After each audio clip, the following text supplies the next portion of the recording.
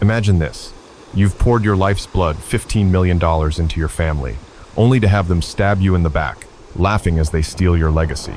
What would you do if your own son turned your love into a weapon, selling your dreams for profit? I'm Richard Sullivan, a man who built an empire from nothing, only to watch it crumble under betrayal's weight. Heartbreak, lies, and a fortune stolen. How far would you go to reclaim your honor? Buckle up, because this story of vengeance and redemption will leave you speechless. Hit that subscribe button on RevengeX to find out how it unfolds. Welcome to RevengeX, where electrifying stories of betrayal and triumph set your soul ablaze. We're thrilled to have you join our community of viewers who celebrate unyielding resilience and fierce courage. Hit that subscribe button to never miss a heart-pounding tale. And it'd be incredible if you smashed the like button, shared this video, or dropped a comment with the time and city or country you're watching from. Your likes, shares, and heartfelt comments are the greatest spiritual gift, the fuel that keeps this channel burning bright. Now, buckle up for a story that'll hit you right in the feels. Let's dive in. My name is Richard Sullivan, a 65-year-old retired contractor from Boise, Idaho, who built a small empire from sweat and grit. I started with nothing but a toolbox and a dream, turning Sullivan Construction into a multi-million-dollar business that put roofs over countless heads. My hands, calloused from decades of labor, still carry the weight of every nail I hammered, every deal I sealed.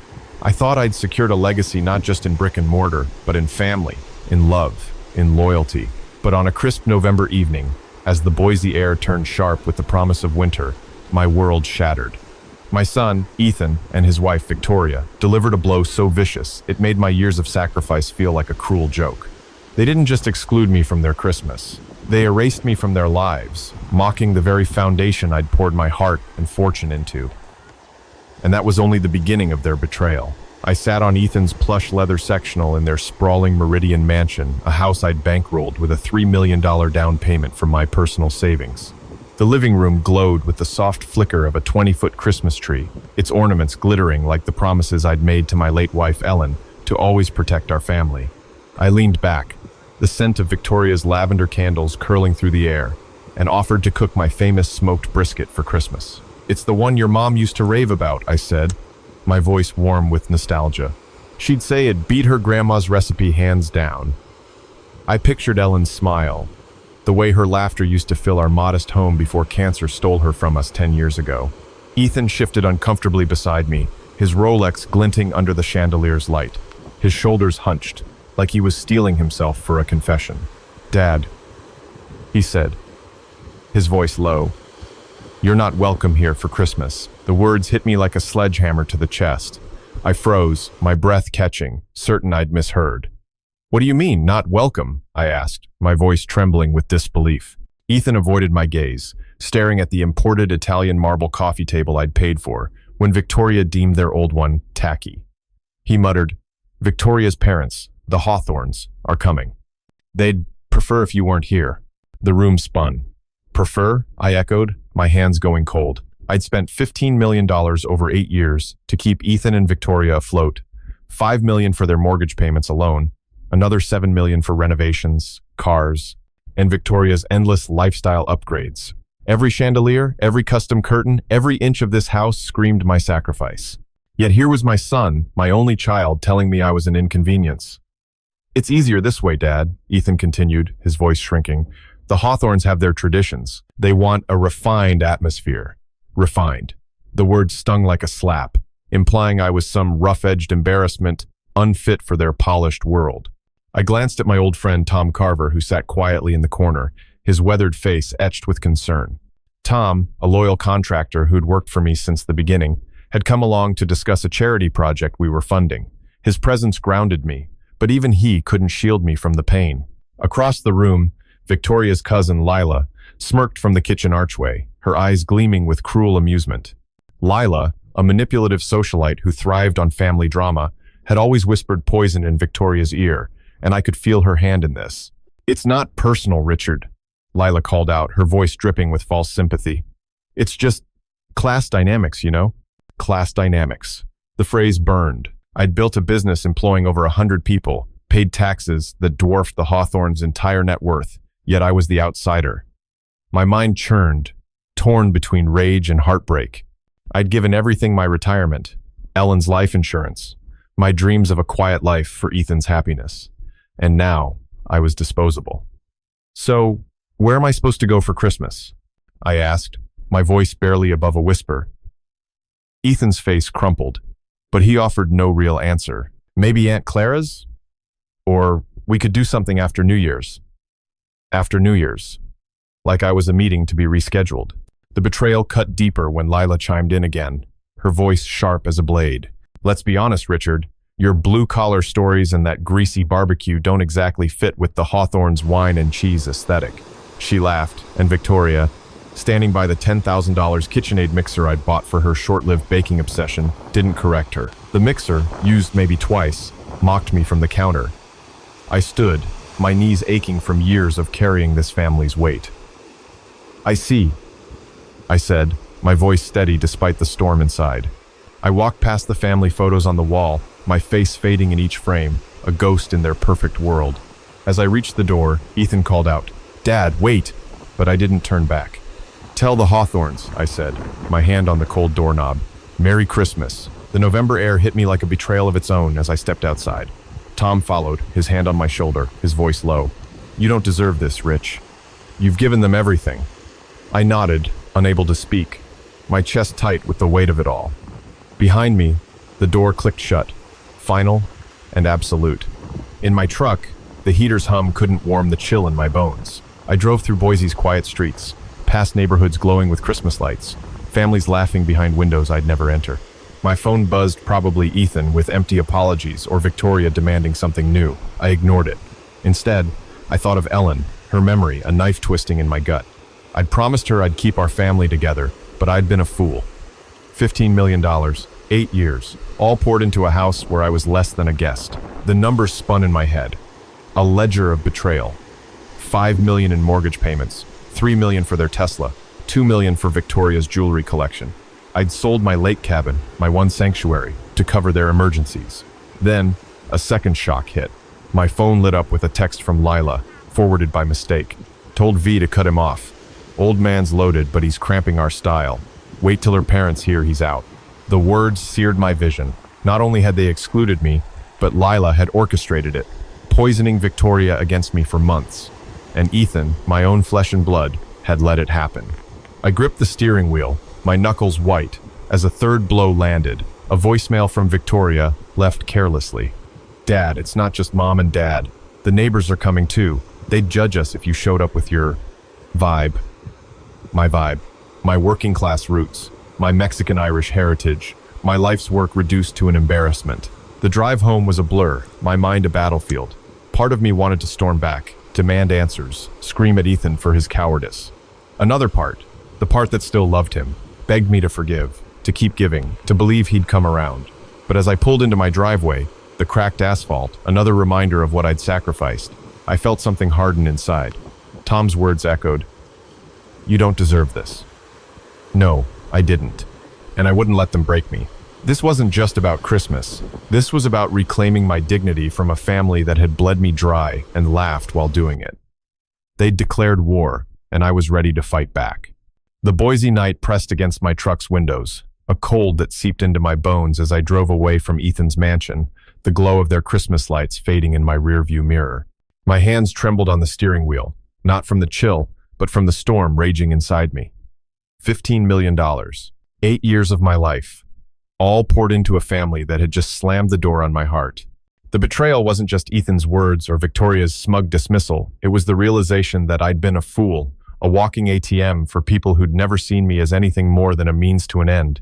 But as the city lights blurred past, something sharper than pain began to take root. A burning resolve to reclaim what was mine, not just money, but my dignity. I pulled into a gas station on Overland Road, the neon sign flickering like my own faltering hope.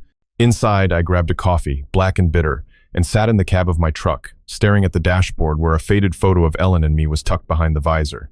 Her smile, frozen in time, seemed to ask why I'd let our family's legacy be trampled. My phone buzzed again, another text from Lila, Victoria's venomous cousin, who'd clearly made it her mission to twist the knife. "You're out, old man. Stay in your lane, nobody needs your redneck barbecue ruining our vibe." The words hit like a cheap shot in a bar fight, street-level venom dripping with the kind of contempt only someone like Lila could muster. She wasn't just mocking me, she was spitting on my heritage, my work, my very existence. I clenched my jaw, fighting the urge to fire back. Instead, I called Tom Carver, my old friend and the only person I trusted to hear this without judgment. Tom picked up on the second ring, his gravelly voice steady as ever. "Rich, you okay? You sounded rough when you left." I told him everything: Ethan's rejection, Lila's texts, Victoria's voicemail. Tom didn't interrupt, but I could hear his quiet anger through the phone. "They're leeches, Rich," he said finally. "You built their castle, and they're kicking you out like you're the hired help. You don't owe them a damn thing." His words were a lifeline, pulling me back from the edge of despair. Tom, who'd stood by me through Ellen's illness and every business hurdle, was the kind of friend who reminded me what loyalty looked like. But the hits kept coming. As I hung up with Tom, my phone lit up with an email from my accountant, Sarah Mitchell, a sharp, no-nonsense woman who'd been managing my books for a decade. She'd flagged an unauthorized withdrawal from my business account, $250,000, siphoned off last month under Ethan's name. My heart stopped. Ethan had access to the account for emergencies, a trust I'd extended when he lost his job 3 years ago. I called Sarah immediately, my voice shaking. "He said it was for a business venture," she explained, her tone heavy with apology. "I didn't know it wasn't cleared with you, Richard. The paperwork looked legit. A business venture. I knew exactly what it was. Victoria's latest obsession, a boutique winery she'd been flaunting on Instagram, complete with photos of her sipping Merlot in a vineyard I'd unknowingly funded. The betrayal tripled in weight.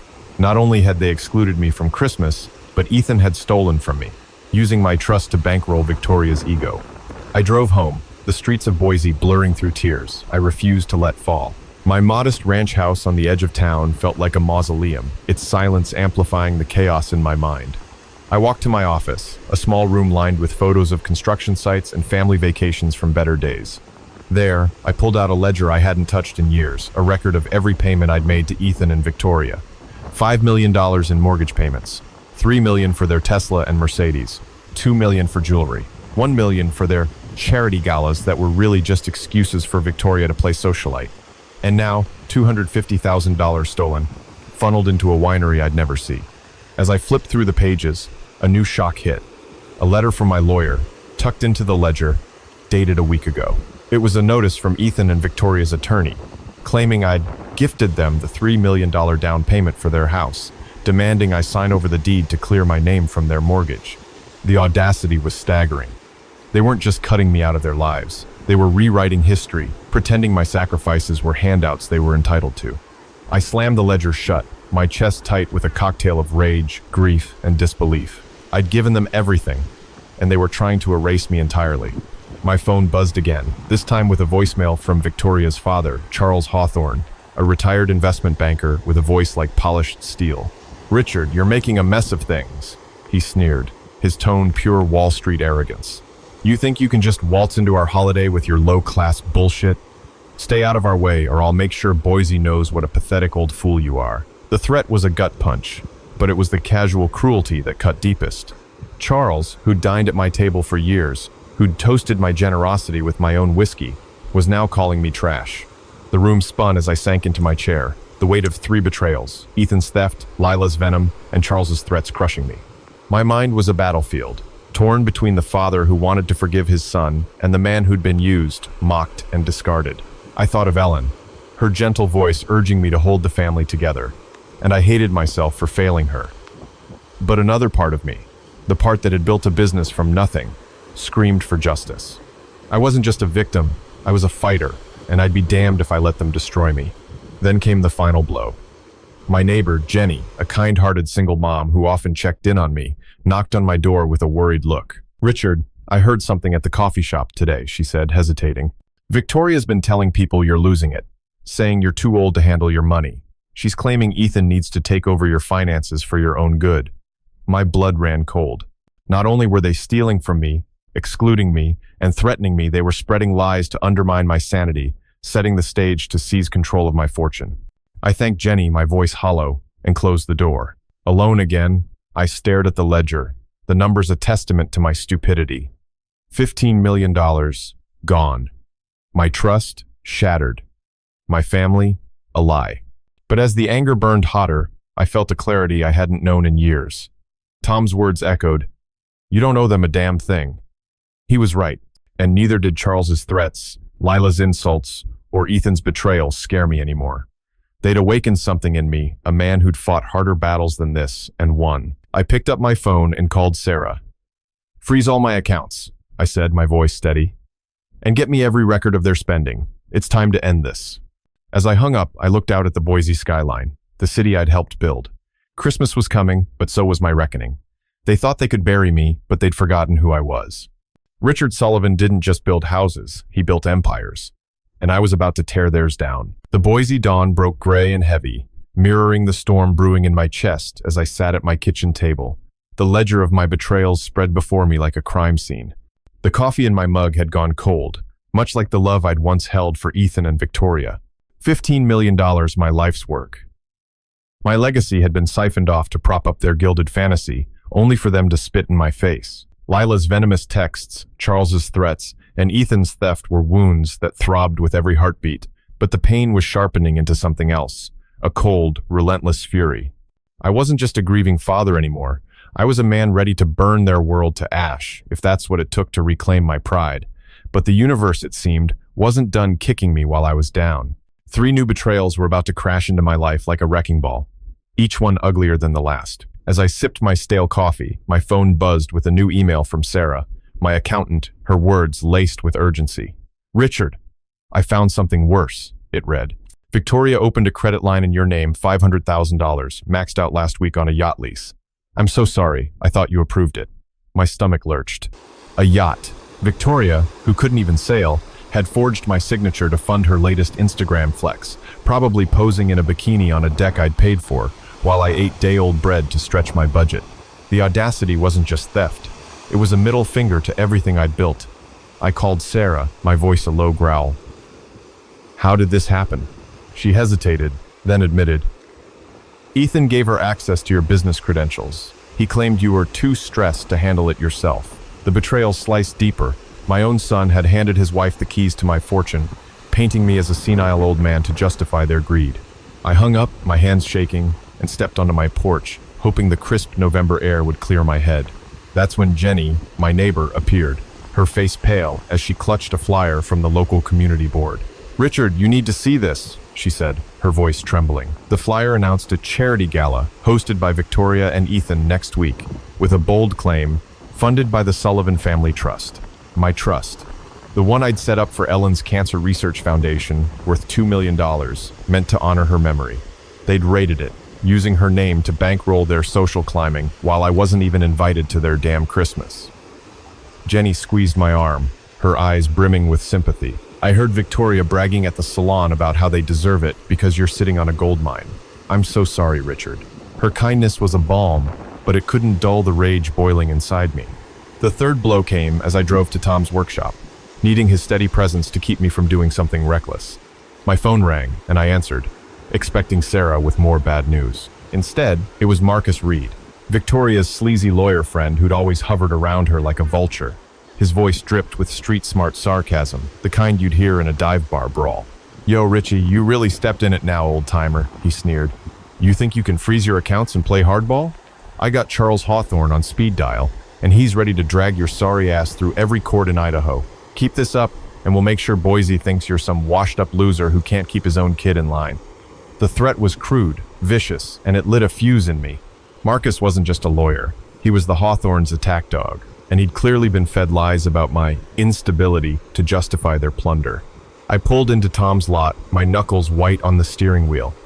He was waiting outside, his flannel shirt dusted with sawdust, his eyes narrowing as he saw my face. "What now, Rich?" he asked, leaning against his truck. I told him about the yacht, the trust fund, and Marcus's call, my voice breaking as I admitted how deeply Ethan's betrayal cut. Tom slammed his fist on the hood. "They're parasites, Richard. You gave them a palace, and they're shitting on your name." His loyalty anchored me, but my mind was a war zone. Part of me wanted to believe Ethan was just weak, manipulated by Victoria and her vulture crew. But another part, the part that remembered Ellen's dying wish to keep our family whole, screamed that I'd failed her. I'd let her memory be tarnished by people who saw my love as a blank check. Inside Tom's workshop, the smell of pine and motor oil grounded me as I paced, my thoughts a tangled mess of grief and vengeance. I pictured Ellen's face, her gentle insistence that family was worth any sacrifice. But what was family if it meant being a doormat for liars and thieves? I thought of the years I'd spent skipping vacations, selling my cabin, eating cheap to keep Ethan's life glossy. $5 million in mortgage payments, $2 million for their trust fund heist, $500,000 for a yacht I'd never set foot on. The numbers were a ledger of my stupidity, each one a stab to my pride. I wanted to scream, to drive to their mansion, and tear down every chandelier I'd paid for. But Tom's steady hand on my shoulder pulled me back. "You're not alone, Rich," he said. "We'll figure this out. They don't get to win." Then, another shock hit. My phone pinged with a notification from my bank, a new wire transfer, $100,000, sent to an offshore account under Lila's name. I called Sarah, my heart pounding. "She used your old joint account with Ethan," Sarah said, her voice tight. "It was dormant, but she reactivated it yesterday. I'm locking it down now, but the money's gone." Lila, the same snake who'd mocked my redneck barbecue, had now stolen from me, likely with Victoria's blessing. The betrayal was a triple-layered poison: Ethan's complicity, Victoria's fraud, and Lila's outright theft. I sank onto a stool, my head in my hands, the weight of it all crushing me. I'd built an empire, but I'd let vipers nest in its foundation. My mind churned, torn between despair and a growing hunger for justice. I saw Ellen's face, urging forgiveness, but I also saw the man I'd become, a fool who'd let his family bleed him dry. Marcus's words echoed, his street trash taunts burning my ears. "Washed up loser." I wasn't that man. I'd clawed my way up from nothing, and I'd be damned if I let them rewrite my story. I looked at Tom, his face set with the same determination I felt rising in me. "They think they can bury me," I said, my voice low but steady. "But they're about to learn who Richard Sullivan really is." I grabbed my phone and called Sarah again. "Pull every transaction, every receipt, every damn cent they've taken. I'm done playing their game." As I drove back through Boise's quiet streets, the city's Christmas lights mocked me with their warmth. But inside, a fire was growing, one that would consume their lies. Ethan, Victoria, Lila, Charles, Marcus, they'd declared war, and I was ready to fight dirty. This wasn't just about money anymore. It was about showing them what happens when you betray a man who's got nothing left to lose. The Boise morning was a cruel mockery of calm, sunlight spilling across my kitchen table, where the ledger of my betrayals lay open, its pages a map of my ruin. $15 million, my life's blood, had been drained by Ethan, Victoria, and their vulture pack, and the fresh wounds of their latest sins. Victoria's yacht fraud, the raided trust fund, Lila's offshore theft pulsed with a raw, unrelenting pain. My coffee mug sat untouched, the steam long gone, as my mind wrestled with the wreckage of my trust. I wasn't just a father scorned. I was a man whose heart had been carved out, piece by piece, by the family I'd built my world around. But the grief was hardening into something sharper, a cold, calculated resolve to make them pay. As I stared at the numbers, 3 new betrayals crashed into me, each one a sledgehammer to my already fractured soul, pushing me to the edge of a war I was ready to wage. My phone buzzed, shattering the silence. It was a text from Lila, her words dripping with the kind of street-level venom that could make a barroom brawler flinch. "Hey Richie, you done crying yet? Keep freezing accounts, and we'll make sure every redneck in Boise knows you're a broke-ass has-been who can't even buy his way into his kid's life." The message was a gut punch, not just for its cruelty, but for the chilling realization that Lila was orchestrating a smear campaign, painting me as a failure to cover their theft. I wanted to smash the phone, to drive to their mansion, and scream until my lungs gave out. But I forced myself to breathe. Rage wouldn't win this fight, strategy would. I called Tom, my rock in this storm, and his voice was a lifeline. "They're scared, Rich," he said, his tone steady as granite. "They're lashing out because you're cutting off their cash cow. Stay sharp." His loyalty was a beacon, but it couldn't shield me from the next blow. I stepped outside to clear my head, the Boise air sharp with the scent of pine and impending snow. That's when Jenny, my neighbor, rushed across the lawn, her face ashen, clutching a crumpled invitation. "Richard, I found this at the community center," she said, her voice trembling. It was for a Sullivan family charity auction, set for next week, with Ethan and Victoria listed as hosts, claiming to donate proceeds from my construction company's assets, equipment, vehicles, even my old office building, valued at $3 million. My heart stopped. They weren't just stealing my money. They were dismantling my legacy, auctioning off the tools of my trade to fund their champagne dreams. Jenny's eyes filled with tears. I overheard Victoria at the gym. laughing about how they're liberating your assets since you're too old to run a business. I'm so sorry. Her compassion cracked something in me, but the pain was drowned by a tidal wave of fury. They were trying to erase me, to sell my life's work like it was junk at a yard sale. I drove to my old office, the place where I'd built Sullivan Construction from nothing, needing to see it, to touch the walls I'd poured my soul into. But as I pulled up, the third betrayal hit like a freight train. A "for sale" sign stood in front of the building, my company logo painted over with a cheap coat of whitewash. My phone rang, and it was Marcus Reed, Victoria's lawyer lapdog, his voice oozing with street-smart contempt. "Yo, Sullivan, you see the sign yet? We're selling that dump you call an office. You're done, old man. Nobody wants your rusty tools or your sad sack story. Crawl back to your trailer park and stay there." The line went dead, but his words echoed, each one a knife twisting in the wound. They'd forged documents, claimed I'd retired, and were selling my headquarters worth $4 million without my consent. Ethan, my own blood, had signed off on it, betraying not just me but the legacy I'd planned to pass to him. I sat in my truck, the engine idling, my mind a battlefield of grief and vengeance. Ellen's voice haunted me, whispering of forgiveness, of family. But how could I forgive a son who'd sold my life's work? I saw her face, her dying wish to keep us whole, and I hated myself for letting her down. But another part of me, the man who'd fought through recessions, lawsuits, and heartbreak, screamed for blood. I'd given them everything. $5 million in mortgage payments, $3 million in cars, $2 million in jewelry, and now $3 million in equipment and $4 million in property, all stolen or sold out from under me. The numbers were a litany of my failure, each one a reminder of how blindly I'd trusted. I wanted to storm their mansion, rip down their Christmas tree, and demand answers. But Tom's words rang in my ears. Stay sharp. He was right. This wasn't the time for fists. It was the time for a plan. I called Sarah, my accountant, her voice a mix of guilt and determination.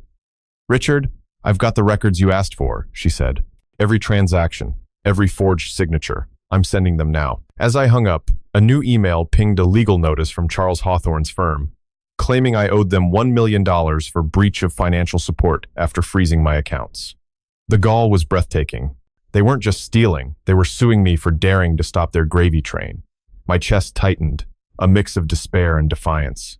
I pictured Ellen, her gentle hands folding laundry, her voice promising we'd always have each other. But she was gone, and the family I'd fought for was a lie. I wasn't just fighting for money, I was fighting for the man I'd been, the man I still was. Back home, I spread the records across my table, a war map of their greed. $5 million in mortgage payments, $3 million in assets, $4 million in property, $1 million in lawsuits. The numbers burned into my retinas, each one a testament to my betrayal. I called Tom, my voice steady despite the chaos inside. "They're selling my company, Tom. They're suing me. They think they've won." He didn't hesitate. "Then let's bury them, Rich. You've got the truth and I've got your back." His loyalty was a fire in the dark, but the pain of Ethan's betrayal cut deeper than ever. I saw my son's face, the boy I'd raised, now a stranger who'd sold my soul for status. As the Boise sky darkened, I stood on my porch, the cold biting my skin. Christmas was a week away, but it felt like a battlefield. Lila, Marcus, Charles, Victoria, Ethan, they'd declared total war, thinking they could crush me with their lies and greed. But they'd forgotten one thing. Richard Sullivan didn't just build empires, he defended them. I clutched the legal notice, my resolve hardening like steel. They wanted a fight? I'd give them one they'd never forget. This wasn't about forgiveness anymore. This was about justice, and I was ready to bring the hammer down. The Boise dusk wrapped my house in a shroud of silence, the kind that amplifies the screams inside your head. My kitchen table was a war room, littered with Sarah's meticulously compiled records proof of the $15 million Ethan, Victoria, and their parasitic crew had bled from me. The wounds of their betrayals, the yacht fraud, the raided trust fund, the stolen office building. The lawsuit burned like acid, but they'd forged something new in me, a resolve as unyielding as the Idaho granite I'd built my empire on. I wasn't just a grieving father anymore. I was a man ready to tear down the facade of their perfect lives. Ellen's memory haunted me, her gentle voice pleading for family unity. But the man she'd loved wouldn't let these vipers feast on his legacy any longer. As I plotted my next move, 3 new betrayals slammed into me, each one a Molotov cocktail of deceit, igniting a fire I could no longer contain. My phone lit up with a notification from the Boise Gazette's online edition, a headline that stopped my heart. Local tycoon Richard Sullivan accused of financial mismanagement by family. The article, penned by a reporter I didn't know, claimed Ethan and Victoria had filed a public complaint, alleging I'd recklessly endangered their financial stability by freezing my accounts. It painted me as a senile old fool, hoarding wealth while my son struggled. The kicker? Lila's byline as a concerned family friend who'd provided insider details. Her words were pure street venom. Richie's lost it, man. Dude's sitting on millions, but he's too cheap to help his own kid. Total deadbeat. The lies were a gut punch, twisting my generosity into greed, my pain into paranoia. They weren't just stealing my money, they were torching my reputation in Boise, a city where my name had once meant trust. I called Tom my anchor in this storm, my hands shaking as I read him the article. His voice was a low growl. "They're playing dirty, Rich. Lila's out here slinging mud like some wannabe gangster. You need to hit back harder." His loyalty was a lifeline, but the betrayal cut deeper when I saw the article's comments section flooded with anonymous posts, likely Lila's doing, calling me a stingy old bastard and a washed-up contractor. My chest tightened, torn between the urge to scream my truth and the crushing weight of public humiliation. Ellen's face flashed in my mind, her dying wish for me to protect our family now a mocking echo. How could I protect a son who'd sold my name to the highest bidder? The second blow came as I drove to the Boise River Greenbelt, needing the rush of cold air to calm my rage. Jenny, my neighbor, texted me a photo from a local bar's social media page, a flyer for a Sullivan Legacy fundraiser hosted by Victoria and Charles, claiming to raise money for community restoration using my construction company's name. The fine print revealed the truth. Proceeds would go to a new Hawthorne family foundation, not a dime to the community. They'd hijacked my company's legacy, valued at $2 million in goodwill, to funnel more cash into their empire. Jenny's text was frantic. "I heard Charles at the bar bragging about how they're rebranding your company as theirs. They're saying you're retiring to Mexico." The lie was a slap, implying I'd abandoned Boise to dodge my responsibilities. My hands gripped the steering wheel, my mind a battlefield of grief and fury. I'd built that company for Ethan, for our future, and now they were stealing its soul. The third betrayal hit as I pulled into a diner parking lot, my stomach too knotted to eat. My phone rang, and it was Marcus Reed, his voice dripping with the kind of street-smart arrogance that made my skin crawl. "Yo, Sullivan, you still whining about your millions? We got a new deal for you. Sign over your company's patents, worth a cool $5 million, or we'll leak to the press that you're dodging taxes. Nobody's gonna cry for a greedy old fuck like you." The threat was a knife to my throat, but what gutted me was the email attachment he sent, a forged document, signed with Ethan's name, transferring my construction patents innovations I'd spent decades perfecting to a shell company owned by Charles. Ethan, my own blood, had betrayed me again, handing over the intellectual heart of my business to his father-in-law's cronies. I sat in the diner's lot, the neon sign flickering like my fading hope. My mind was a storm of emotions, grief for the son I'd lost, rage at the vipers who'd poisoned him, and a gnawing guilt that I'd let Ellen down. Her voice whispered, urging me to forgive, to find a way back to family. But how could I when Ethan had signed away my life's work? I saw us years ago, him a boy on my shoulders at a Boise Hawks game, cheering under the summer sky. That boy was gone, replaced by a man who'd let greed and status erase me. I wanted to drive to their mansion, smash their imported wine glasses, and demand answers. But Tom's words echoed, "Hit back harder." He was right. This wasn't about tears, it was about power. I called Sarah, her voice steady despite the chaos. "Richard, I've traced the patent transfer," she said. "It's fraudulent, but they've got a lawyer covering their tracks. I'm compiling evidence to reverse it." Her diligence was a spark in the dark, but the pain of Ethan's betrayal was a weight I couldn't shake. I drove home, the Boise skyline a blur through my tears. Back at my table, I spread out the new evidence. $2 million in stolen goodwill, $5 million in patents, $1 million in lawsuits, all layered on top of the $15 million they'd already taken. The numbers were a dirge, each one a note in the song of my ruin. I pictured Ellen, her hands folding my old work shirts, her smile promising we'd weather any storm. But this storm was a hurricane, and I was drowning. Then, a new spark ignited. Jenny knocked on my door, her face fierce with determination. "I'm not letting them do this to you, Richard," she said, handing me a USB drive. "I recorded Charles at the bar, admitting they're using your money to fund their new foundation. It's proof." Her loyalty, like Tom's, was a fire in my chest, but the recording was a bombshell. Charles's voice, slurred with whiskey, boasted, "Sullivan's done. We're taking his empire, and he's too old to fight back." The arrogance was staggering, but it fueled me. I wasn't done. I was Richard Sullivan, and I'd built my life from nothing. They thought they could bury me, but they'd miscalculated. As the Boise night deepened, I stood at my window, the city's Christmas lights a cruel reminder of the family I'd lost. Lila, Marcus, Charles, Victoria, Ethan, they'd turned my love into a weapon, but I wasn't their victim anymore. I clutched Jenny's USB drive, my resolve a blade sharpened by pain. Christmas was days away, and I was done playing nice. They wanted to steal my legacy? I'd show them what happens when you cross a man who's got nothing left to lose. This was war, and I was ready to strike. The Boise night was a cold, unyielding void, mirroring the hollow ache in my chest as I stood at my kitchen window, clutching Jenny's USB drive like a grenade ready to detonate. The evidence of my betrayals, $15 million stolen, my company's legacy dismantled, my name dragged through the mud, lay heavy on my table, a testament to the war Ethan, Victoria, and their venomous allies had waged against me.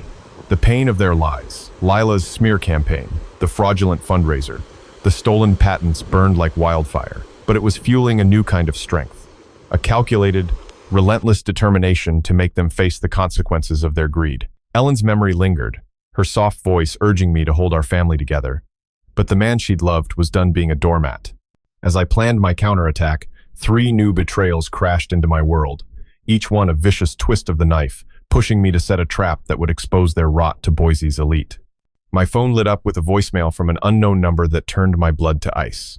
It was Charles Hawthorne, his voice a cocktail of Wall Street polish and street-level venom. "Listen up, Sullivan, you pathetic old prick," he snarled. "You think you can play games with us? We've got a new investor buying your last construction contracts worth $3 million for pennies, thanks to Ethan's signature. You're finished.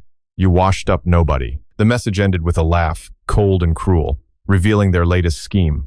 They'd convinced a shady investor, likely one of Charles's cronies, to buy out my remaining contracts. The final pillar of Sullivan Construction at a fraction of their value. Ethan, my own blood, had signed off on it, betraying the company I'd built for him. The betrayal wasn't just financial, it was a deliberate attempt to erase my life's work, to leave me nothing but a name in the dirt. I called Tom, my voice shaking as I played the voicemail. His response was immediate, a growl of righteous anger. "They're gutting you, Rich, but they're sloppy. We'll use that recording against them." His loyalty was a lifeline, but the pain of Ethan's complicity cut deeper than ever. I pictured Ellen, her hands knitting a scarf for Ethan's 10th birthday, her smile promising a future we'd all share. Now, that future was ashes, and I was torn between the father who wanted to save his son and the man who wanted to crush the vipers who'd corrupted him. I drove to the Boise Depot, its historic tower a reminder of the city I'd helped build, needing its quiet to steady my nerves.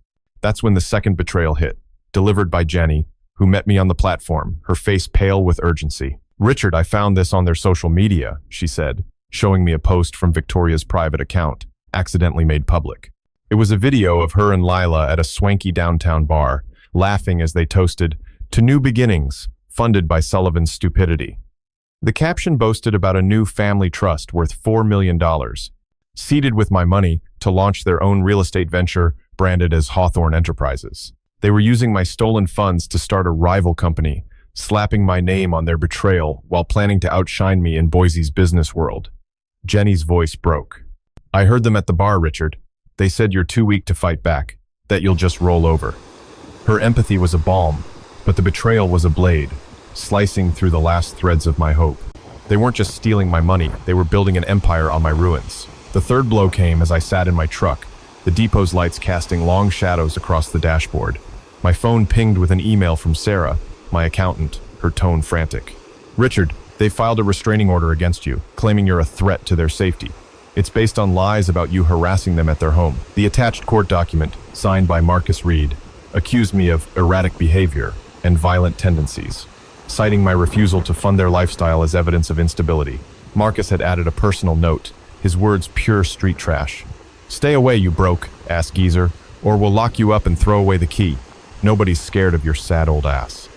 The lie was a masterstroke, designed to isolate me legally and socially, painting me as a danger to justify their theft. Ethan's name was on the document, his signature a final betrayal, confirming he'd chosen their lies over his own father. I gripped the steering wheel, my mind a maelstrom of grief and fury. Ellen's voice echoed, begging me to forgive, to find a way back to family. But how could I when Ethan had branded me a monster? I saw us fishing at Lucky Peak Lake, his small hands clutching a rod I'd bought, his laughter filling the air. That boy was gone, replaced by a man who'd signed a restraining order to protect his wife's greed. I wanted to storm their mansion, shatter their crystal decanters, and scream until they understood my pain. But Tom's words rang in my ears. They're sloppy. He was right. Their arrogance was their weakness, and I'd use it to trap them. I called Sarah, my voice steady despite the storm inside. Get me every document tied to that restraining order and the contract sale, I said, and cross-referenced their new trust with my accounts. She hesitated, then added, Richard, I found another transfer, $2 million, funneled to Charles's offshore account yesterday. Ethan authorized it. The betrayal was a triple-layered poison, each one sharper than the last. I drove home, the Boise skyline a blur through my tears. My kitchen table was a battlefield, now piled with new evidence. $3 million in contracts, $4 million in their fake trust, $2 million offshore. The numbers were a requiem, each one a note in the song of my destruction. Jenny stopped by, her face fierce with loyalty. I'm digging up more, Richard, she said. I've got friends at the bar who heard Charles plotting to frame you. We'll fight this. Her support was a spark, but the recording from her USB drive played in my mind Charles's smug boast that I was too old to fight back. I was Richard Sullivan, a man who'd built an empire from nothing, and I'd be damned if I let them bury me. I spent the night compiling my evidence, planning a confrontation that would expose them at their own game. Their fundraiser was in 2 days, a glittering event for Boise's elite. Perfect. I'd walk into their lion's den, armed with truth, and let their lies crumble before their guests. As the Boise dawn broke, I stood on my porch, the city's Christmas lights a cruel reminder of the family I'd lost. Lila, Marcus, Charles, Victoria, Ethan, they'd turned my love into a weapon, but I was done bleeding. I clutched my evidence, my resolve a furnace of righteous anger. The fundraiser was their stage, but I'd make it my battlefield. They thought they could erase me? I'd show them what happens when you betray a man who's ready to fight fire with fire. The Boise morning was a brittle facade of calm, its pale sunlight filtering through my curtains as I stood over my kitchen table, now a fortress of evidence against the vipers who'd bled me dry. The weight of their betrayals, $15 million stolen, my company dismantled, my name slandered pressed against my chest, a relentless ache that fueled a fire of retribution. Charles's threats, Lila's smears, and Ethan's signatures on forged documents had stripped away any lingering hope of family, leaving only a man ready to fight. Ellen's memory flickered, her gentle voice pleading for forgiveness. But the man she'd loved was buried under years of betrayal. I was Richard Sullivan, and I was done being their pawn. As I prepared for their fundraiser, 3 new betrayals crashed into me like a tidal wave, each one a vicious escalation, pushing me to unleash a storm that would shatter their world before Boise's elite. My phone buzzed with a text from an unknown number, but the tone was unmistakably Lila's, her street-level venom cutting through the screen. Yo, Richie, you still sniffing around our business? We got your old clients eating out of our hands now, $2 million in deals. Poached, thanks to your kid's big mouth. Stay in your lane, you broke-ass dinosaur. The message was a blade, revealing their latest scheme. They'd used Ethan's access to my client list to steal contracts worth $2 million, convincing my loyal clients to jump ship to their new Hawthorne enterprises. Ethan, my own blood, had handed over my business relationships, built over decades, to his wife's family. The betrayal wasn't just financial. It was a gutting of my trust, a deliberate attempt to erase my influence in Boise's construction world. I wanted to scream, to drive to their mansion and burn it down, but I forced myself to breathe, my hands trembling as I called Tom. His voice was a growl of fury. They're scavengers, Rich, picking your bones clean, but we've got their number. Those clients will flip when they hear the truth. His loyalty was a lifeline, but the pain of Ethan's complicity cut deeper than ever. I pictured Ellen, her hands baking cookies for Ethan's school fundraisers, her laughter filling our old kitchen. Now, that kitchen was cold, and my son was a stranger who'd sold my clients to line his in-laws' pockets. My heart waged war. Part of me longed to drag Ethan back to save the boy I'd raised, but the man he'd become was a traitor. I drove to Ann Morrison Park, the crisp air a fleeting balm, needing space to think. That's when Jenny met me, her face tight with worry. clutching a printed email she'd intercepted from a friend at the city council. "Richard, they're trying to ruin you," she said, her voice breaking. The email, from Charles to a council member, proposed rezoning my company's remaining land worth $3 million for commercial development under Hawthorne Enterprises' name. They'd bribed an official, using my stolen funds, to push the deal through, claiming I'd abandoned the property. Jenny's eyes brimmed with tears. I heard Victoria at the coffee shop, gloating about how they'll own Boise once your land's gone. They're saying you're too senile to fight it. The betrayal was a sledgehammer, shattering my last illusions. They weren't just stealing my money, they were rewriting my legacy, using my own land to build their empire while branding me incompetent. The third blow came as I sat on a park bench, the Boise River's murmur drowned by my racing pulse. My phone rang, and it was Marcus Reed, his voice a sneer of pure street trash. "Hey, Sullivan, you still crying over your lost empire? We got a new trick, your old house, the one Ellen loved. We're buying it for $1 million, tearing it down for condos. Nobody wants your shitty memories, old man." The words were a knife to my heart. My home, where Ellen and I raised Ethan, where her laughter still echoed in the walls, was being sold out from under me. Marcus's email attachment showed a forged deed, Ethan's signature scrawled across it, transferring our family home to Charles's shell company. Ethan had betrayed not just me but his mother's memory, selling the last piece of her for profit. I gripped the bench, my mind a tempest of grief and rage. Ellen's voice whispered, begging me to hold on to love. But how could I when Ethan had sold her home? I saw us in that house, dancing to old records, Ethan asleep in her arms. That life was gone, replaced by a son who'd traded his heritage for status. I wanted to storm their fundraiser, smash their champagne flutes, and scream until they felt my pain. But Tom's words echoed, "We've got their number." He was right. Their greed was their downfall, and I'd use it to trap them. I called Sarah, my voice steady despite the chaos. "Pull every record on that land deal and the house sale," I said, "and find out who Charles bribed." She replied, "I've got something else. Another transfer, $1 million, to a PR firm to spin more lies about you." Ethan approved it. The betrayal was a triple-layered poison, each layer more toxic than the last. I drove home, the Boise skyline a blur through my tears.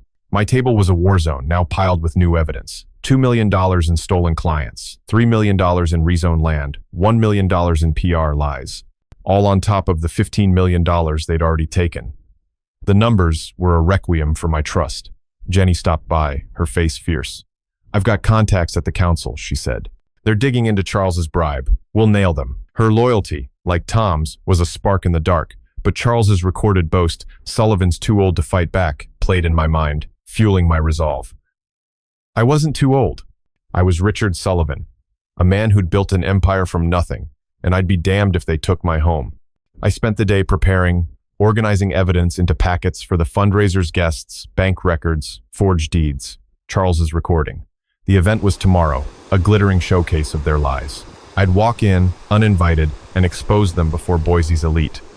As the Boise night fell, I stood on my porch, the city's Christmas lights a cruel reminder of the family I'd lost. Lila, Marcus, Charles, Victoria, Ethan, they'd turned my love into a weapon. But I was done bleeding. I clutched my evidence, my heart a furnace of righteous anger. The fundraiser was their stage, but I'd make it my reckoning. They thought they could bury me?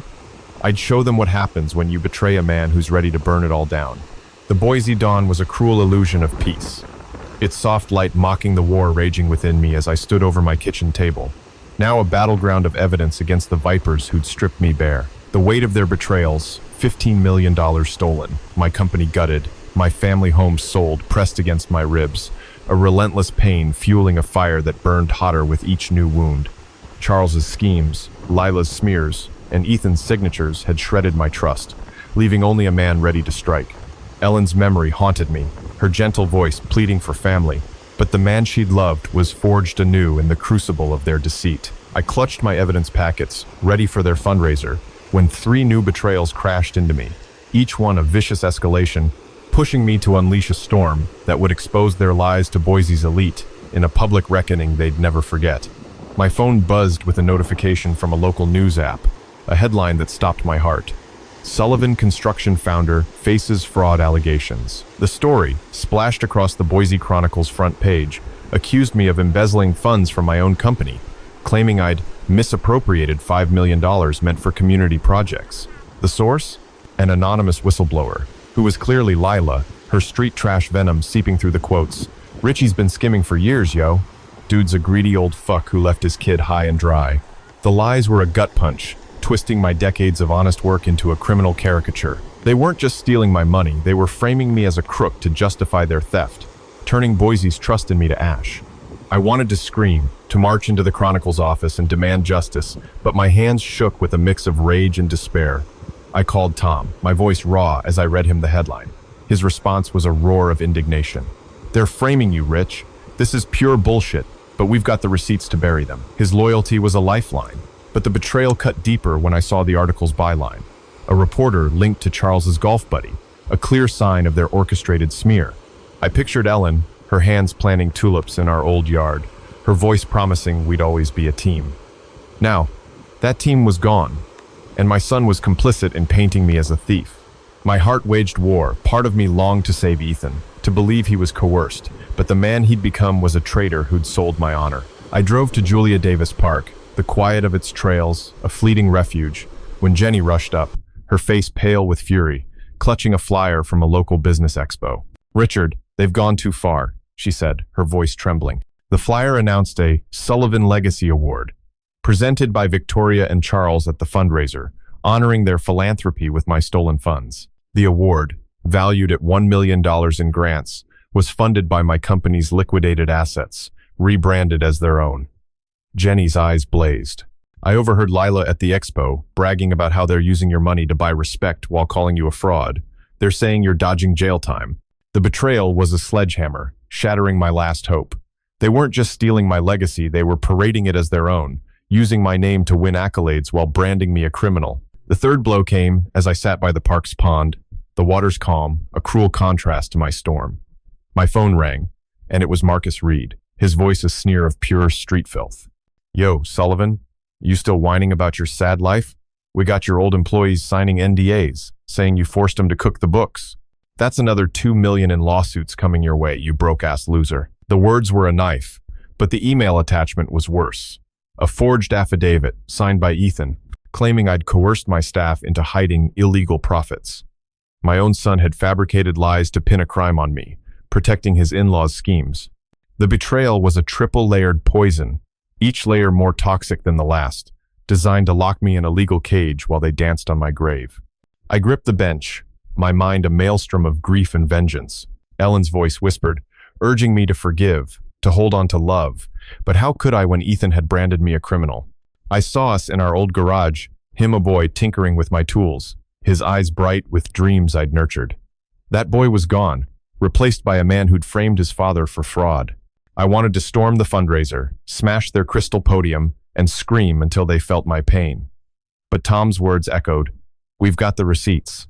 He was right. Their arrogance was their Achilles heel, and I'd use it to expose them. I called Sarah, my voice steady despite the chaos. "Get me those employee affidavits and the awards funding records," I said. "And trace that Chronicle story," she replied. I found another hit $1 million paid to a crisis PR firm to amplify the fraud story. Ethan's name is on the wire. The betrayal burned hotter, a furnace of pain and fury. I drove home, the Boise skyline a blur through my tears. My table was a war zone, now piled with new evidence. $5 million in fraud allegations, $1 million in stolen grants, $2 million in lawsuits, all on top of the $15 million they'd already taken. The numbers were a dirge for my trust. Jenny stopped by, her face fierce. "I've got a friend at the Chronicle," she said. "They're digging into Charles's connection to the reporter. We'll expose them." Her loyalty, like Tom's, was a spark, but Marcus's affidavit played in my mind, Ethan's signature a betrayal of everything I'd built. I wasn't a fraud. I was Richard Sullivan, a man who'd forged an empire from nothing, and I'd be damned if they rewrote my story. I spent the day finalizing my evidence packets, each one a weapon for the fundraiser, bank records, forged affidavits, Charles's recorded boasts. The event was tonight, a glittering lie for Boise's elite. I'd walk in, uninvited, and let their house of cards collapse. As the Boise dusk fell, I stood on my porch. The city's Christmas lights, a cruel reminder of the family I'd lost. Lila, Marcus, Charles, Victoria, Ethan, they'd turned my love into a noose, but I was done hanging. I clutched my evidence, my heart ablaze of righteous anger. The fundraiser was their crown, but I'd make it their crucible. They thought they could frame me? I'd show them what happens when you betray a man who's ready to burn their world to ash. The Boise dusk was a cold, unforgiving shroud, its fading light casting long shadows across my kitchen table. Now a war chest brimming with evidence of the Viper's betrayal. The weight of their sins, $15 million stolen, my company gutted. My name slandered as a fraud pressed against my heart, a relentless ache that had forged a man ready to strike. Charles's schemes, Lila's venom, and Ethan's complicity had burned away any hope of family, leaving only a fire of retribution. Ellen's memory lingered, her gentle voice pleading for love, but the man she'd loved was now a warrior, armed with truth for the fundraiser showdown. As I finalized my plan to expose them, 3 new betrayals slammed into me, each a vicious escalation, drawing the battle lines for a confrontation that would shake Boise's elite to their core. My phone buzzed with an email from an unknown sender, but the tone was unmistakably Marcus Reed's, his street-level venom dripping through the words. Yo, Sullivan, you still clinging to your sad little empire? We got your old suppliers locked in exclusive contracts with us, worth $4 million thanks to your kid ratting out your contacts. Crawl back to your trailer park, you washed-up has-been. The message was a gut punch, revealing their latest plot. They'd used Ethan's access to my supplier network to lock them into deals with Hawthorne Enterprises, cutting off my company's lifeline. Ethan, my own blood, had betrayed me again, handing over relationships I'd built over decades to his in-laws' empire. The betrayal wasn't just financial, it was a deliberate attempt to choke the last breath from Sullivan Construction, leaving me a pariah in Boise's business world. I wanted to scream, to tear their fundraiser apart with my bare hands, but my hands shook with a mix of rage and grief. I called Tom, my voice raw as I read him the email. His response was a roar of defiance. They're burning every bridge, Rich, but they're leaving a trail. Those suppliers will flip when they see the truth. His loyalty was a lifeline, but the pain of Ethan's betrayal cut deeper than ever. I pictured Ellen, her hands sewing patches on Ethan's Little League uniform, her smile promising a future we'd share. Now, that future was dust, and my son was a traitor who'd sold my network to line his in-laws' pockets. My heart waged war. Part of me longed to pull Ethan back, to believe he was trapped. But the man he'd become was a willing pawn. I drove to the Boise foothills, the rugged trails a fleeting escape, when Jenny met me, her face tight with urgency, clutching a printed screenshot from a local business forum. "Richard, they're destroying you," she said, her voice breaking. The screenshot was a post from Victoria, shared in a private group, announcing a Sullivan Retirement Fund to secure my assets worth $3 million for charitable causes under their control. The post claimed I'd voluntarily handed over my estate, citing my declining health. Jenny's eyes brimmed with tears. I heard Lila at the brewery, laughing about how they're locking you out of your own fortune. They're saying you're too broken to fight back. The betrayal was a sledgehammer, shattering my last illusions. They weren't just stealing my money, they were staging a coup, claiming my entire estate while branding me a frail old man, unfit to manage my own legacy. The third blow came as I sat on a foothill ridge, the city's lights twinkling below like a cruel mockery of my loss.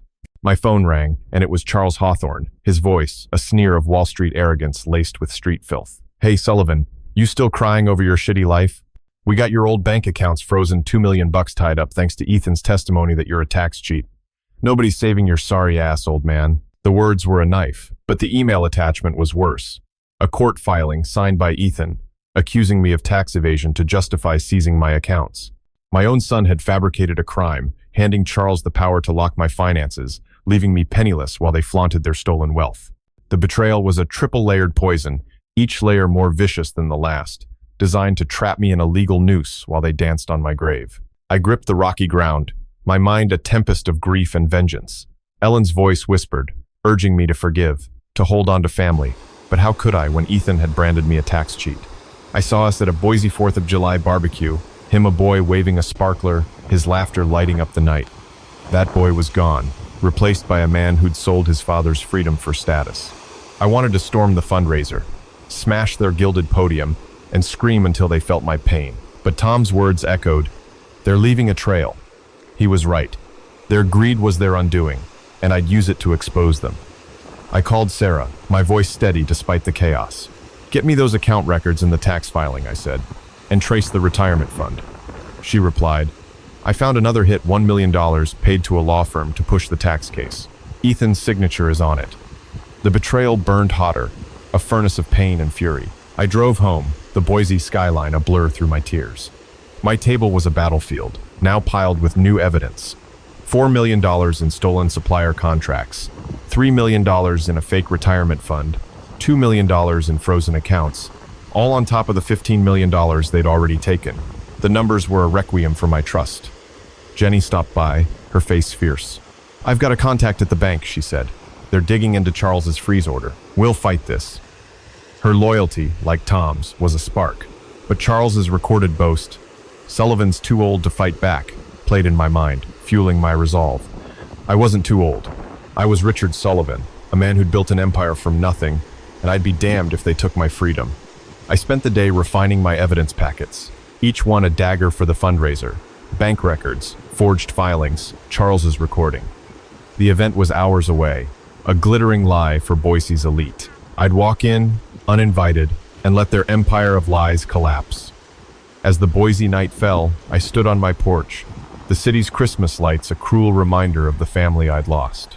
Lila, Marcus, Charles, Victoria, Ethan, they'd turned my love into a prison, but I was done being their captive. I clutched my evidence, my heart a blaze of righteous anger.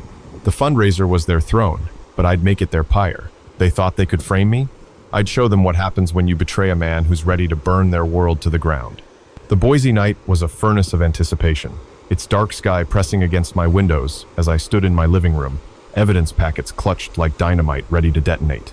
The weight of their betrayals, $15 million stolen, my company dismantled, my name slandered as a fraud burned in my chest, a relentless fire that had forged a man ready to strike. Charles's schemes, Lila's venom, and Ethan's complicity had obliterated any hope of family, leaving only a warrior armed with truth.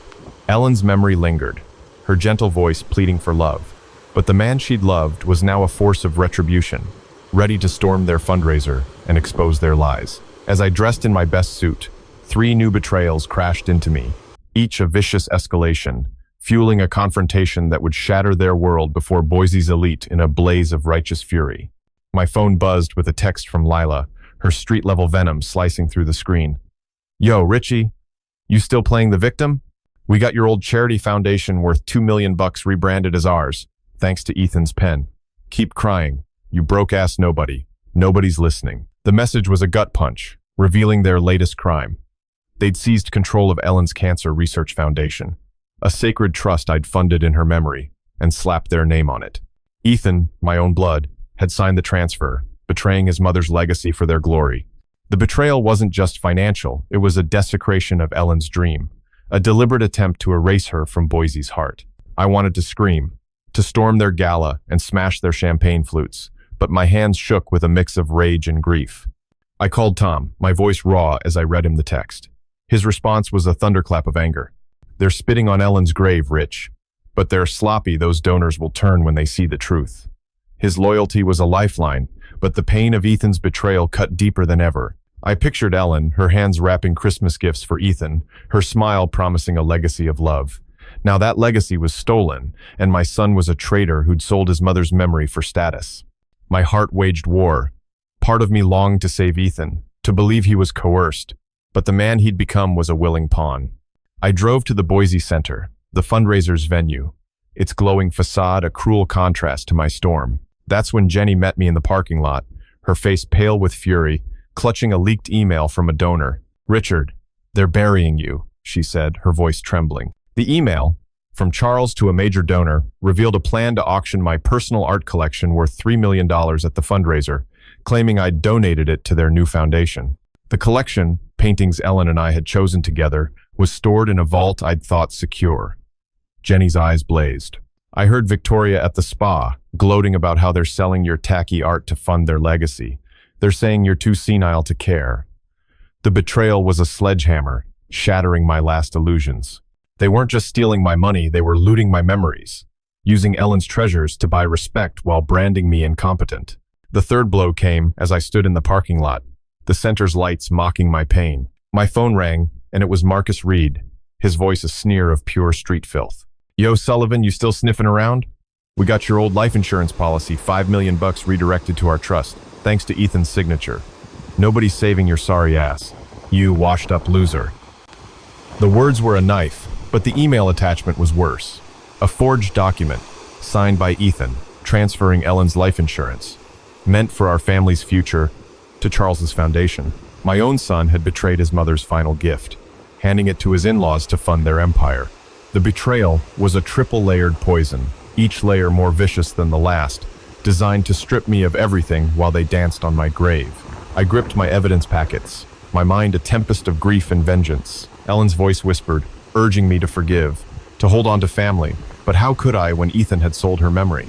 I saw us in our old living room, her laughter filling the air as we hung those paintings, Ethan asleep in her arms. That life was gone, replaced by a son who'd traded his parents for profit. I wanted to storm the fundraiser, shatter their crystal chandeliers, and scream until they felt my pain. But Tom's words echoed, "They're sloppy." He was right. Their greed was their downfall, and I'd use it to expose them. I called Sarah, my voice steady despite the chaos. "Get me those foundation records and the insurance transfer," I said, "and trace the art auction." She replied, "I found another hit, $1 million paid to a private investigator to dig up dirt on you. Ethan's name is on it." The betrayal burned hotter, a furnace of pain and fury. I entered the Boise Center, the fundraiser's opulence, a sickening contrast to my ruin. The room glittered with Boise's elite, their laughter a mockery of my pain. Victoria stood at the podium, radiant in a gown I'd likely paid for, toasting their philanthropy. I walked in, uninvited, my suit, a silent declaration of war. Faces turned, gasps rippling as I set my briefcase on a table. "Good evening," I said, my voice cutting through the chatter. "I'm here to share the truth about your hosts." Victoria's face paled, Charles's eyes narrowed, and Lila smirked, but I was undeterred. I handed out packets, bank records, forged transfers, Charles's recorded boasts to every guest. "This is how they funded this gala," I said, my voice steady. $2 million from my wife's foundation. $3 million from my art. $5 million from her insurance. All stolen. With my son's signature. The room fell silent. Guests flipping through the evidence, their faces shifting from shock to disgust. A woman in pearls gasped. "Victoria, is this true?" Charles blustered. "He's lying." But the document spoke louder. Jenny, standing by the door, nodded at me, her loyalty a spark in the dark. Tom, in the crowd, clenched his fists, ready to back me. The betrayal of Ethan's signature burned, but I stood tall. "They called me a fraud," I said, "but the real criminals are your hosts." The fundraiser was their throne, but I'd turned it into their pyre. As chaos erupted, I walked out, the sound of their empire crumbling the sweetest music I'd ever heard. The Boise night pulsed with a raw, electric aftermath. As I drove away from the Boise Center, the echo of their crumbling empire ringing in my ears like a victory hymn. The fundraiser had been their throne, but my evidence packets exposing the theft of Ellen's foundation, my art, and her life insurance had turned it into a pyre. The weight of their betrayals, $15 million stolen, my legacy gutted, my name slandered, still burned. But the fire in my chest was no longer just pain, it was triumph. Charles's schemes, Lila's venom, and Ethan's complicity had stripped me bare, but I'd struck back, exposing their lies to Boise's elite. Ellen's memory lingered, her gentle voice pleading for family, but the man she'd loved was now a warrior, forged in betrayal's crucible. As I savored the chaos I'd unleashed, 3 new betrayals slammed into me, each a vicious counterattack, igniting a fallout that would test my resolve in a blaze of righteous fury. My phone buzzed as I pulled into my driveway, a voicemail from Charles. His voice a snarl of Wall Street polish, laced with street-level filth. "You think you're hot shit, Sullivan, crashing our party? We've got a new play, your old pension fund, worth $3 million, drained to our accounts, thanks to Ethan's signature. You're done, you washed-up piece of trash." The words were a gut punch, revealing their latest crime. They'd raided my pension, the nest egg I'd built for Ellen and me, redirecting it to their fake foundation. Ethan, my own blood, had signed off, betraying the future we'd planned together. The betrayal wasn't just financial, it was a desecration of my retirement dreams, a deliberate attempt to leave me destitute while they basked in stolen wealth. I wanted to scream, to drive back and smash their gilded lives, but my hands shook with a mix of rage and grief. I called Tom, my voice raw as I played the voicemail. His response was a thunderclap of fury. "They're vultures, Rich, but they're panicking." That stunt at the fundraiser shook them. "We've got them on the ropes." His loyalty was a lifeline, but the pain of Ethan's betrayal cut deeper than ever. I pictured Ellen, her hands counting pennies to save for our retirement, her smile promising we'd grow old together. Now, that dream was stolen, and my son was a traitor who'd sold our future for status. My heart waged war. Part of me longed to save Ethan, to believe he was trapped, but the man he'd become was a willing pawn. I walked to Catherine Albertson Park, the quiet of its paths, a fleeting refuge, when Jenny met me, her face pale with urgency, clutching a printed text chain from a mutual friend. "Richard, they're fighting back," she said, her voice trembling. The texts, from Lila to a local influencer, revealed a plan to launch a social media campaign, accusing me of abusing Ethan's trust by withholding my wealth. The campaign, funded with $1 million from my stolen pension, claimed I'd abandoned my family, complete with doctored photos of me looking disheveled. Jenny's eyes blazed. I heard Victoria at the yoga studio, laughing about how they'll cancel you online. They're saying you're too crazy to be trusted. The betrayal was a sledgehammer, shattering my last illusions. They weren't just stealing my money, they were weaponizing social media to destroy my reputation, using my own funds to paint me as a monster. The third blow came as I sat by the park's pond, the waters calm, a cruel contrast to my storm. My phone rang, and it was Marcus Reed, his voice a sneer of pure street filth. "Yo, Sullivan, you think you're slick, huh? We got your old business partner signing affidavits saying you scammed him out of $2 million. You're going down, you broke-ass fool." The words were a knife, but the email attachment was worse, a forged affidavit, signed by Ethan, accusing me of defrauding my partners, claiming I'd hidden profits to cheat them. My own son had fabricated another crime, handing Charles the power to sue me into oblivion while they flaunted their stolen empire. The betrayal was a triple-layered poison, each layer more vicious than the last, designed to bury me in legal ruin while they danced on my grave. I gripped the bench, my mind a tempest of grief and vengeance. Ellen's voice whispered, urging me to forgive, to hold on to love. But how could I, when Ethan had branded me a fraud again? I saw us at a Boise farmer's.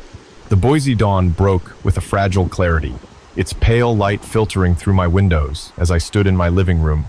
The echoes of the fundraiser's collapse still ringing like a victory bell. The evidence I'd unleashed exposing the theft of Ellen's foundation, my art, and her life insurance had shattered their empire, leaving Charles, Lila, Victoria, and Ethan scrambling in the wreckage. The weight of their betrayals, $15 million stolen, my legacy gutted, my name slandered, still burned, but the fire in my chest was now a beacon of triumph. Ellen's memory lingered, her gentle voice pleading for family, but the man she'd loved was reborn, a warrior forged in the crucible of their deceit. As I savored my victory, 3 new betrayals slammed into me, each a desperate counterstrike, pushing me to deliver a reckoning that would redefine my future and teach Boise a lesson in justice, knowledge, and resilience. My phone buzzed with a voicemail from Marcus Reed, his street-level venom a jagged blade. "Yo, Sullivan, you think you're some big-shot hero? We got your old community center worth $2 million signed over to us, thanks to Ethan's pen. Keep playing, you broke-ass fool. You're done." The words were a gut punch, revealing their latest crime. They'd forged documents to seize the community center I'd built in Ellen's name, a sanctuary for Boise's kids, now rebranded as a Hawthorne project. Ethan, my own blood, had signed off, betraying his mother's dream of education and community. The betrayal wasn't just financial, it was a desecration of Ellen's vision, a deliberate attempt to erase her legacy from Boise's heart. I wanted to scream, to storm their mansion and shatter their world, but my hands shook with a mix of rage and grief. I called Tom, my voice raw as I played the voicemail. His response was a roar of defiance. "They're desperate, Rich, stealing from kids to save face. But we've got the knowledge to bury them. This is their last gasp." His loyalty was a lifeline, but the pain of Ethan's betrayal cut deeper than ever. I pictured Ellen, her hands teaching Ethan to read at that center, her smile promising a future of education for all. Now, that future was stolen, and my son was a traitor who'd sold his mother's dream for status.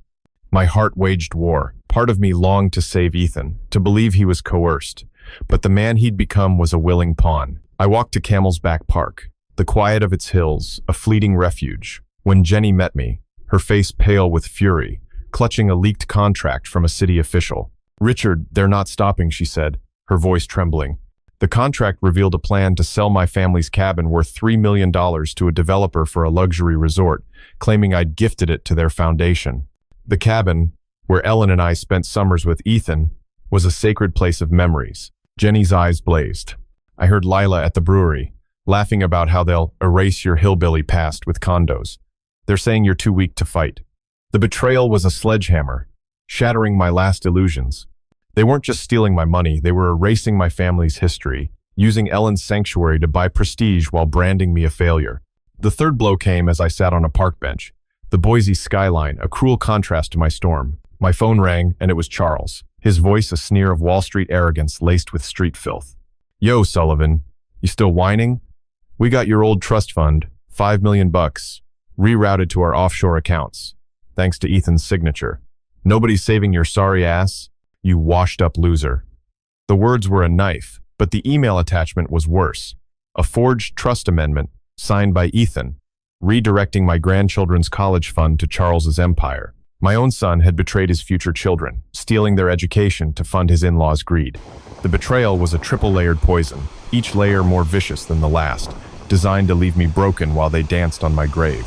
I gripped the bench, my mind a tempest of grief and vengeance. Ellen's voice whispered, urging me to forgive, to hold on to family, but how could I when Ethan had sold his children's future? I saw us at the cabin, him a boy roasting marshmallows, his laughter lighting up the night. That boy was gone, replaced by a man who'd traded his family for profit. I wanted to storm their mansion, smash their imported sculptures, and scream until they felt my pain. But Tom's words echoed, "They're desperate." He was right. Their greed was their undoing, and I'd use it to finish them. I called Sarah, my voice steady despite the chaos. "Get me those trust fund records and the cabin contract," I said, "and trace the community center transfer." She replied, "I found another hit, $1 million paid to a lobbyist to block your countersuit. Ethan's name is on it." The betrayal burned hotter, a furnace of pain and fury. I drove home, the Boise skyline a blur through my tears. My table was a war zone, now piled with new evidence. $2 million in stolen community center, $3 million in cabin sale, $5 million in trust fund theft, all on top of the $15 million they'd already taken. The numbers were a requiem for my trust. Jenny stopped by, her face fierce. "I've got a lawyer friend," she said. "They're filing an emergency injunction to stop the cabin sale. We'll fight this." Her loyalty, like Tom's, was a spark, but Charles's recorded boast, "Sullivan's too old to fight back," played in my mind, fueling my resolve. I wasn't too old. I was Richard Sullivan, a man who'd built an empire from nothing, and I'd be damned if they took my grandchildren's future. Months later, the fallout was complete. The countersuit, backed by Jenny's lawyer and Sarah's evidence, froze their accounts and halted their schemes. Boise's elite turned on them, their reputation in tatters. Ethan came to my door, broken, begging forgiveness. "I was weak, Dad," he whispered, tears streaming. "I let them control me. I forgave him, but not to resume the old ways. Build your own life," I told him. "Earn respect, not steal it." I rebuilt my company, stronger, and spent Christmas with Jenny's family, their warmth a true home. The lesson was clear. Knowledge of your worth is power, and education in setting boundaries is freedom. Health, both emotional and physical, comes from choosing who deserves your love. This story's lesson is about resilience, knowledge, and the education to stand tall against betrayal.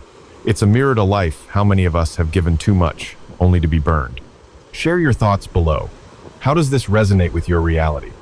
Like, subscribe to RevengeX on YouTube for more gripping stories, and share to spread the knowledge of justice. Wishing you all health, joy, and peace every day. Health to you all. Goodbye, and see you in the next video.